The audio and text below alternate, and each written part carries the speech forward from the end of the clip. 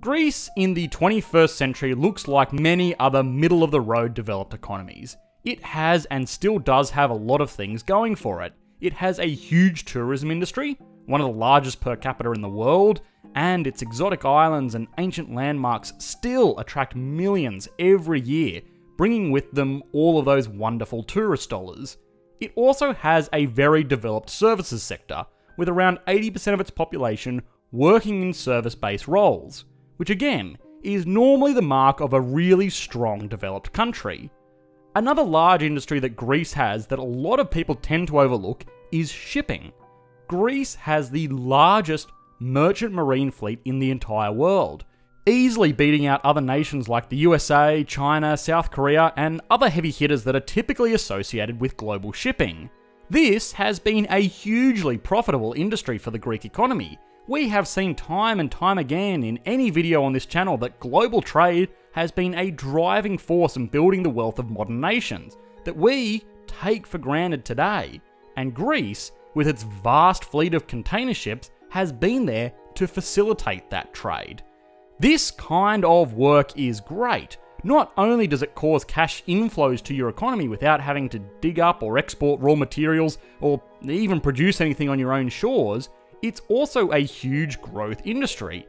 As the world becomes more and more dependent on global trade, it will become more and more dependent on Greek ships to facilitate that trade. Curiously enough though, shipping is not some new industry for Greece, born out of the need to facilitate a globalizing world. Rather, it has kind of been their go-to industry for millennia. You see, Greece, while beautiful, is kind of just a pile of rocks. It has terrible soil, very little in the way of natural resources, and the only geographic advantage that it had was being right in the middle of the Mediterranean, which meant it could import a lot of things that it needed. This need for shipping carries on to this day, where the country still relies heavily on food imports and doesn't have much material wealth of its own to export, which is probably all where the problem started. You see, at the turn of the new century, Greece was riding high on the economic prosperity of the world, but they made the mistake of assuming that it would all go on forever.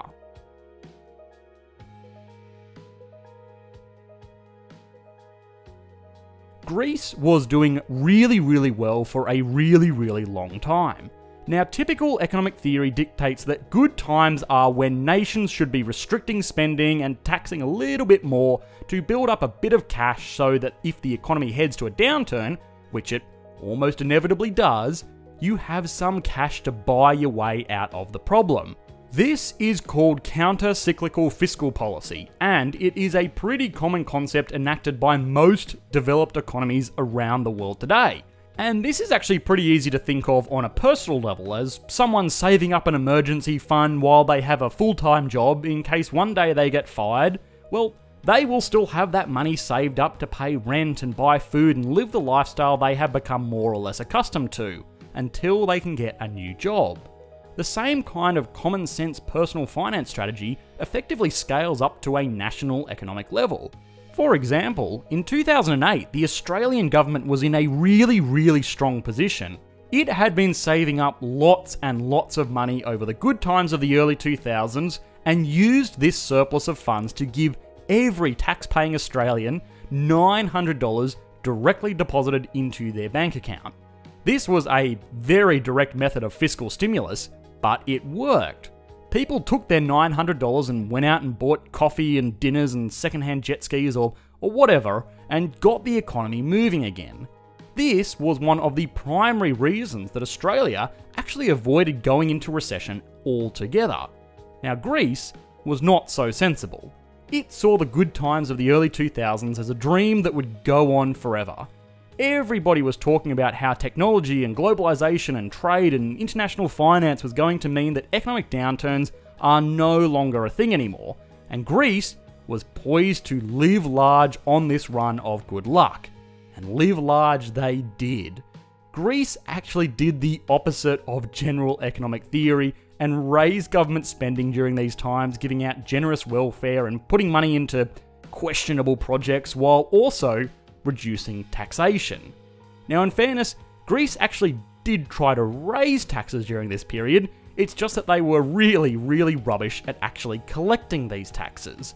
Greece during this period had a very, very large cash economy and a pretty toothless collecting agency, which meant that a majority of profits and incomes weren't being registered or recorded, and even if they were, it was pretty up in the air if they would actually get paid out as taxes.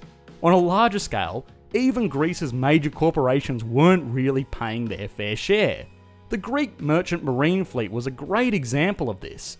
Most Greek shipping companies actually established their office headquarters in Switzerland or the Netherlands, registered their ships in Malta or Panama, and hired their crews from the Philippines. This meant that, sure, Greek companies were making bank, but a lot of that money wasn't coming back onto Greek shores. What this meant that was while times were good, Greece blew it.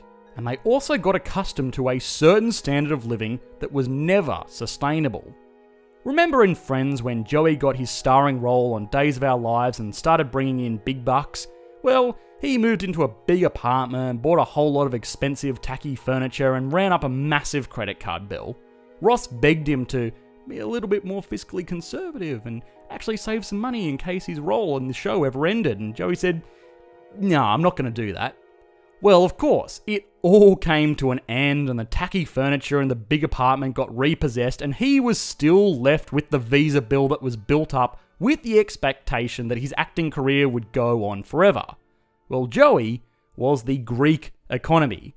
But unfortunately, life is not a sitcom and Greece has actually felt some consequences from their irresponsibility.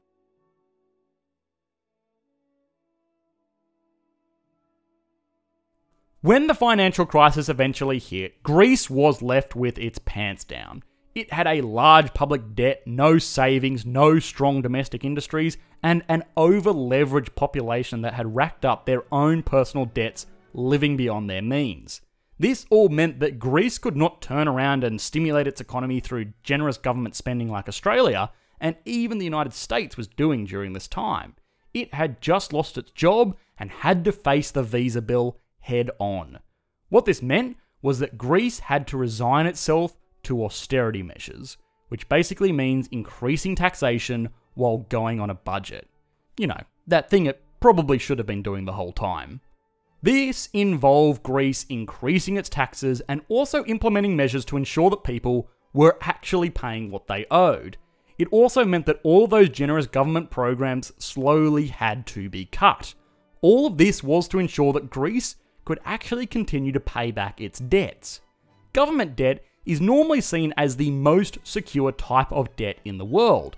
It normally receives a AAA credit rating, for whatever that's worth, because the assumption is that governments can always just raise taxes on its citizens to pay back these debts, which is ultimately true, and it was the measure that the Greek government had to take. But what this assumption and credit rating fails to realise is that austerity is a rough process. Cutting government spending and raising taxes during a downturn is the economic equivalent of beating a man while he is down. It means that businesses turn less of a profit, government workers are out of their jobs, furthering unemployment, and people have less money to spend at the end of the month. This inevitably led to further economic and social issues in the nation, which caused an eco-recession in the Greek Eurozone crisis, which among other things has had just as much to do with the Euro as it did with the GFC.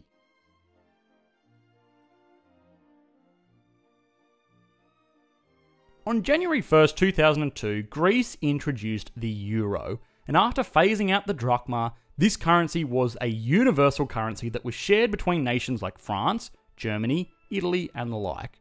All of this was fantastic for things like trade within the Eurozone, and a single currency region had many other advantages that we have explored last week in our video on Brexit.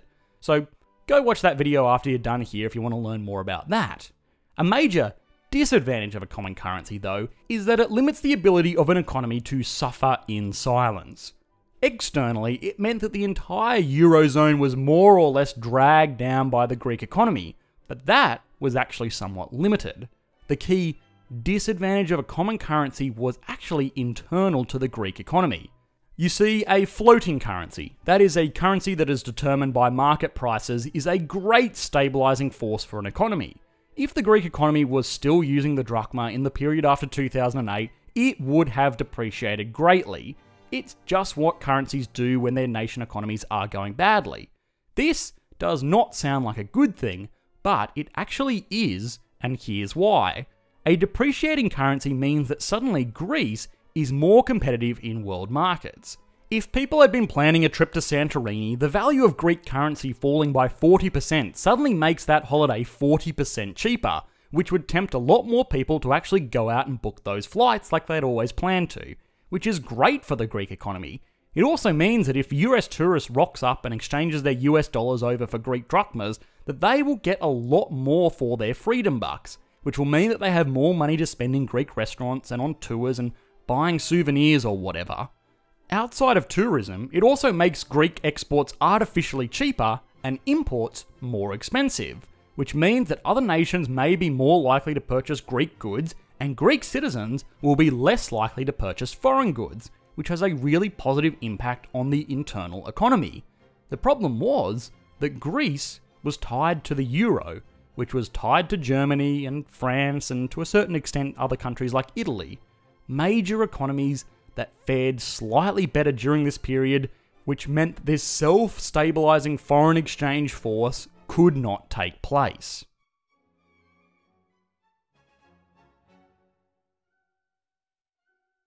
The financial crisis of 2008 is now a distant memory for most nations. Even the Eurozone, which was the most heavily impacted region, has more or less recovered despite other issues like Brexit doing their best to keep the region down.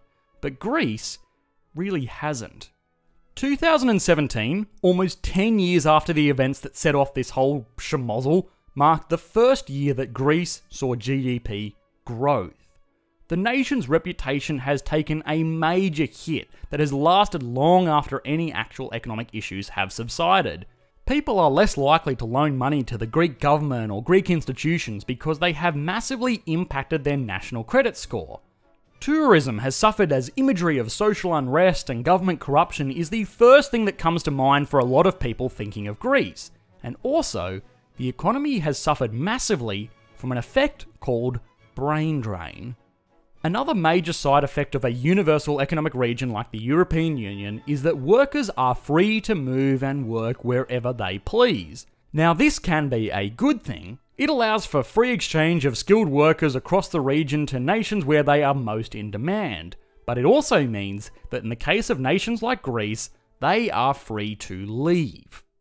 Doctors and lawyers and engineers have seen the falling wages, social unrest, and political instability of the nation and gone, thank you, next. Packed up their bags and moved to Germany or France or wherever, where they will have access to more opportunity outside of the unrest of their home nation. This is not an exclusively Greek problem. It has been seen in nations like South Africa for decades. It was just a more accelerated process in Greece due to the ease of working across borders in the European Union.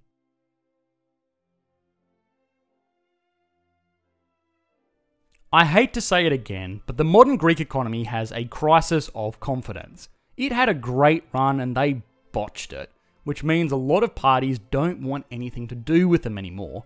Nobody will lend them money or set up businesses in the country. People aren't as keen to visit the beautiful islands, and its most productive citizens have peaced out. But it's not all doom and gloom. Realistically, the Greek economy should continue its recovery. Reputations fade, and it seems for the most part that the government has learnt from the mistakes of the past. It may be a long time before Greece sees the level of wealth it became accustomed to in the early 2000s, but it will achieve something more important than that in the meantime. The economy of Greece has been shrinking year after year since 2008, but now, for the first time in nearly a decade, it has seen some growth. And if there is anything that builds confidence quickly, it is the trust that tomorrow will be better than today.